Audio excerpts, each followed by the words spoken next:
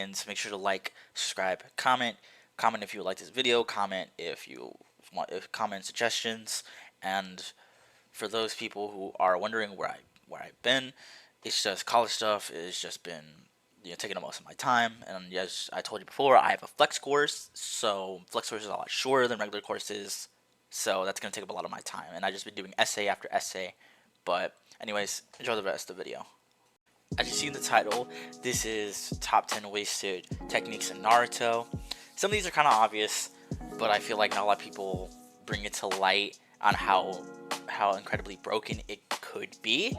So I'm gonna do that. So the first few techniques are gonna be a little obvious, but bear with me here. Number 10. This technique was in the show, but not in the manga. The only wielders of this technique was Hayate and Jiraiya. Basically, and the third Hokage knew this technique as well, but all three of them are dead. So this technique is lost to history. This technique is the transparent escape technique.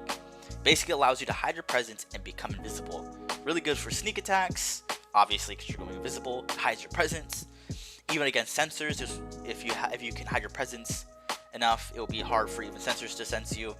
Only people that can really even tell where you are is if you have a ninja dog, the Aburame with their bugs, Byakugan and Sharingan users, but the Sharingan users are pretty limited, right? And the only people that know this technique are in the Leaf Village, so either way you're not going to be fighting people, you're not going to be fighting someone with a Byakugan, ninja dog, or Aburame, so you're fine.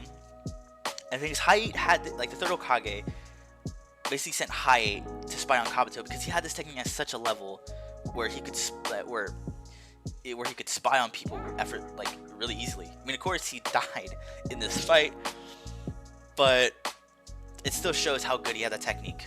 And just imagine if you could have that technique without hand signs, because just imagine you're fighting someone, an enemy. All of a sudden you just go invisible halfway through the fight. Their enemy's not expecting it, and you just land a devastating blow, or you land a fatal blow. This technique could be very good. Number 9.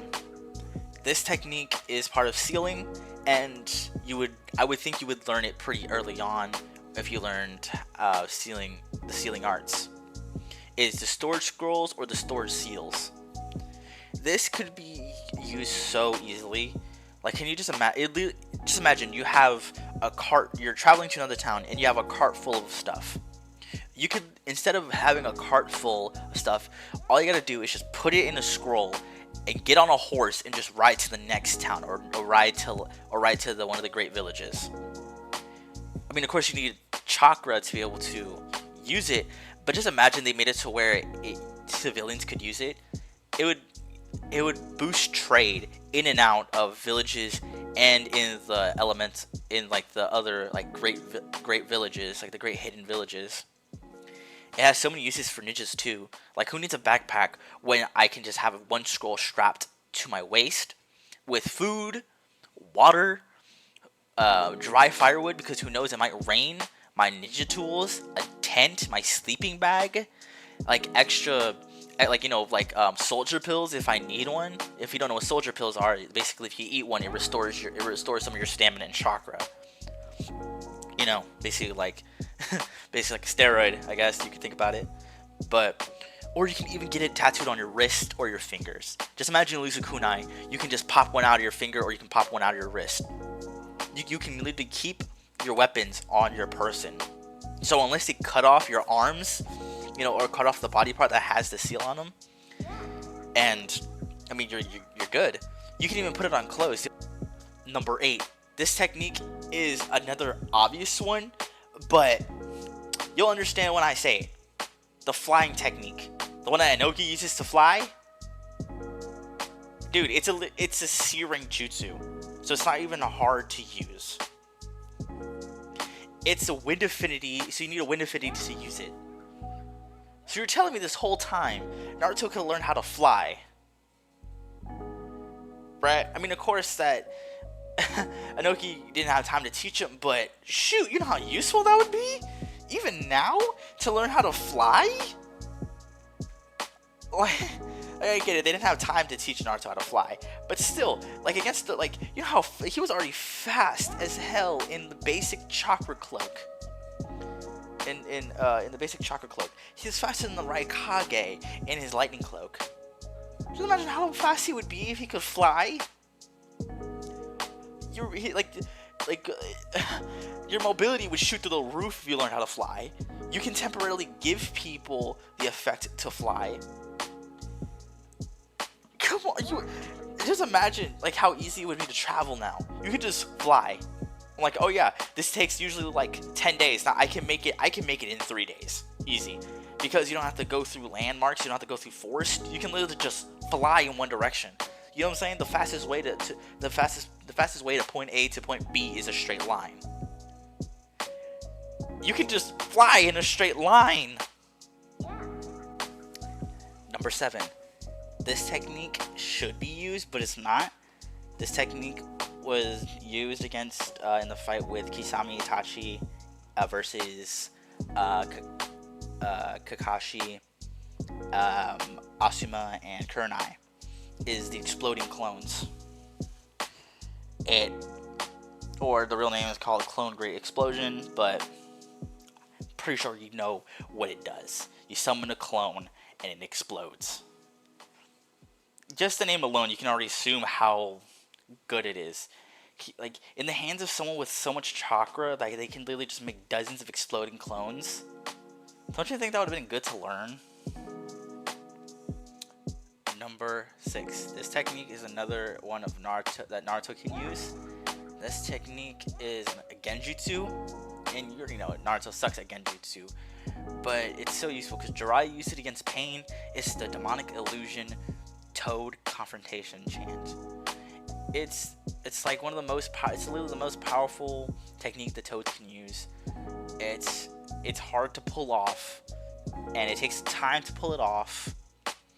So you need your allies to distract the opponent for them to be able to even land it.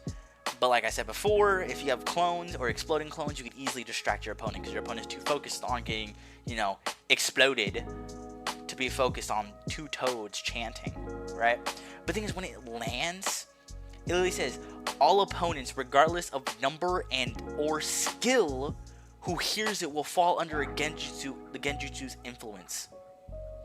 The victim's mind and movements are sealed within the barrier of water by 4 toad samurai. Meanwhile, the user can still interact and communicate. The Genjutsu can only be undone when the user gives the order, or by having the secret sword, the secret Mount Miyabuku secret sword, the stone sword, you can see it in the anime. I'll put some pictures as well, right there as well. So, this technique literally immobilizes your opponent. Yeah, it takes time, but it's a very strong technique. And like I said, it just immobilizes your opponents. It was used against Pain. It doesn't matter what. It could be used against Madara because it doesn't matter. Regardless, it doesn't matter the numbers or the level the person is at. This technique, it was kind of in the middle because I feel like there were some instances where it could have been used better, and it was kind of flopped. This is basically a lie detector because any person that answers a question untruthfully will die, their soul being snatched out of the body, and whoever answers truthfully will live. I mean, as simple as that. It can basically repair any person, we assume. We don't know because we haven't seen it used on any other person besides the 6 paths of Pain. But let's just assume that it could be used on any person. It can even let them gain clothes back, because when it grabbed the broken body of one of the paths, it literally repaired their body and gave them a new set of clothes. So it's I feel like I would have been if I would abuse it, heal, I would literally heal all the time. It also can release souls. I think it's called the outer path Samsara of heavenly life technique. It basically just restores life. It basically releases souls out of its mouth and returning to the person's body, reviving them from death.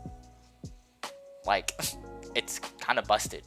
Number 4, It's the Kotetsu Matsukami, or in simple terms, mind control. You can basically plant false memories or false experiences in a person, completely changing the personality of someone, or completely changing the decision they would make. You know, usually, like for example, you can like someone that usually spares their opponent, you can basically make them kill them due to like false experiences or false memories.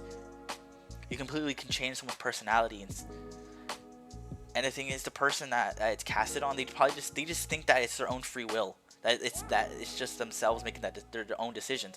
But in reality, the victims can't even tell they're being manipulated. They're unaware of it. Number three might surprise you. It's the Reaper Death Seal, or the Dead Demon Consuming Seal.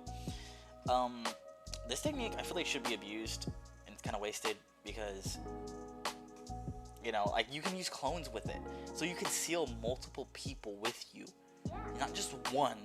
You can also seal anything with you away too.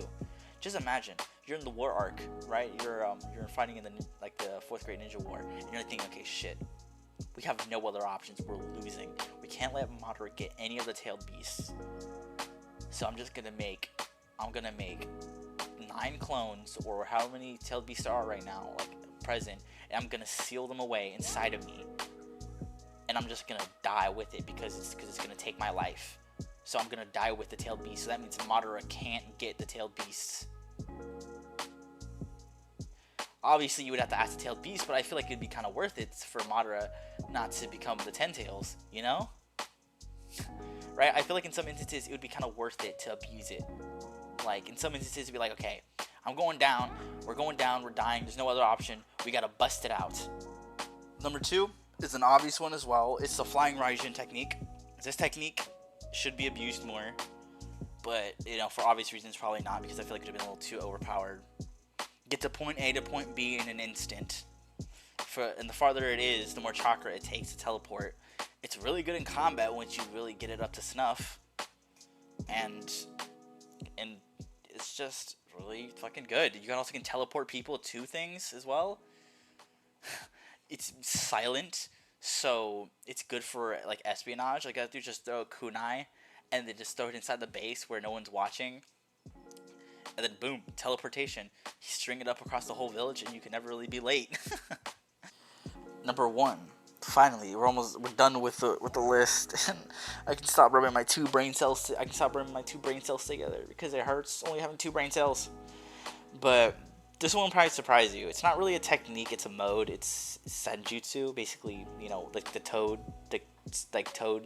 sage mode.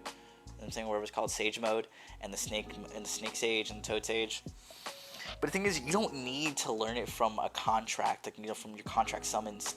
You don't need to learn sage mode from them. You can just learn it on your own. Hashirama did it. I mean, of course, it might have been easier because he was so close to nature, being able to do wood release or wood style. So it probably was a lot easier for him to use it, obviously. But it can be done. It's risky, but it can be done. Well, the benefits, outweigh the risks. So, like, basically, super strength. You're more faster. You're more durable. And if you release all the chakra at once, all that nature chakra, you can turn people to stone. Because it's not just limited to the toads. It's just shown more in Mount Miyaboku. If you made it to the end of the video, thank you very much. Like, subscribe, and comment like in the beginning of the video said. This took a lot of editing, so please like and share. Tell me if this is an L or a W. Either way, thank you for watching. Have a blessed day.